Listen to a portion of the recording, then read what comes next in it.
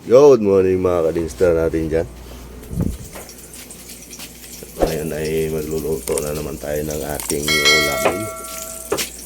Pero walang pasok yung mga estudyante kasi sa mga panahon. Yan, si Mrs. nag-iwa na ng kanyang lulutuin. Magluluto na lang tayo ng ating almusal kahit walang pasok. Ang oras ngayon ay 4:40 pa lang. Alright. Baga kaming nagising gawa ng may pasok. Yung pala suspended ang pasok ng mga bata. Ako lang ang may pasok. Alright. Pagluluto tayo mga sister. At ayan ang ating lulutuin.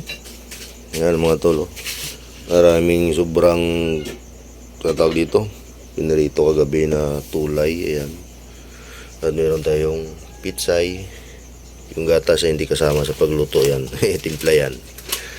At yung ating lamas ay kamati, sibuyas at luya lang. Yan.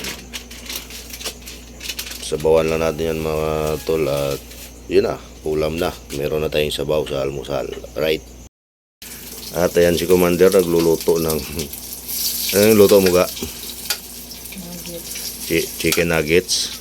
Tsaka hotdog. Kasi kala niya kasi may pasok. Ayan, pambaon sana ng mga bata yan. Pero sige na lang, huli niya na nakita na wala palang pasok eh.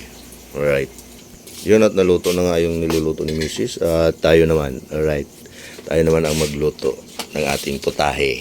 Yan, lagyan ko ng tubig yung ating kasirola at pakukuluin lang natin yan.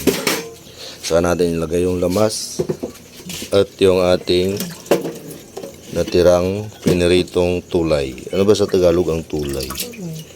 Hindi na tulay. Mas Tagalog? Tulay. Bridge. Daw matambaka, guro. Daw na. Tambaka. Eyes of the cow. Eyes of the cow in English. Eyes of the cow.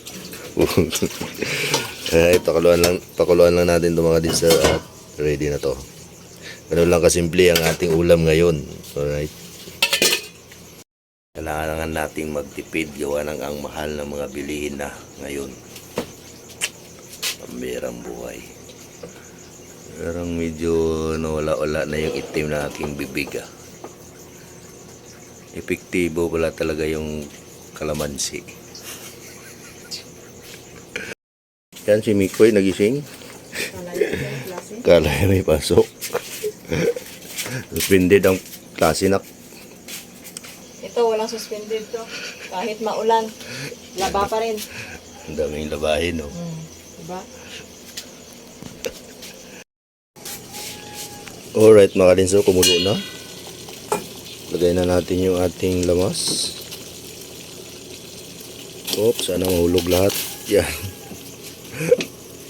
Ayan, at nalagay na natin yung ating lamas. Lagyan natin ng konting asin.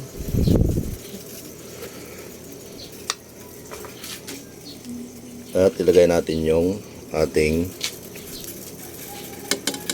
isda. Yan. Ayan lang kumulo. Saka natin lagay yung ating pitsay. Alright. O diba? Simpleng ulam lang. Meron na tayong ulam, almusal, at baon ko na rin yan. Alright.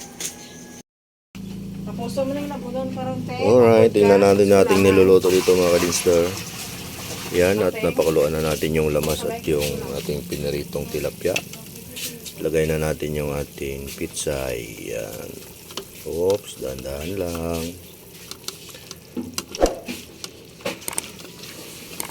Diba? Napakasimpleng ulam. At least meron tayong sabaw mamaya tanghalian. Baon ko na rin to eh. Ulam nila almusal, tapos baon ko na rin. Right? Siyempre hindi mawala yung ating murang-murang pampalasa. Yan.